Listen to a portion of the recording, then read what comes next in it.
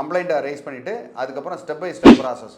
உங்கள் மேலே தவறு இல்லை, எந்த இடத்துலையும் ஓடிபியை நான் ஷேர் பண்ணேன், என் அக்கௌண்ட்டில் பணம் போயிடுச்சு அப்படின்ற மாதிரி மோசடிகள் இருந்தது அப்படின்னா நம்ம வந்து பேங்க்குக்கு எதிராகவே கேஸ் ஃபைல் பண்ணி நம்ம வாங்க முடியும்.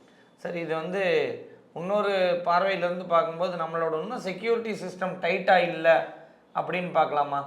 ஏன்னா எளிதில் ஏமாறக்கூடிய வாய்ப்புகளை இன்னும் நம்ம சரி செய்யாமல் இருக்கிறோம் அப்படிங்கிறத பார்க்கலாமா?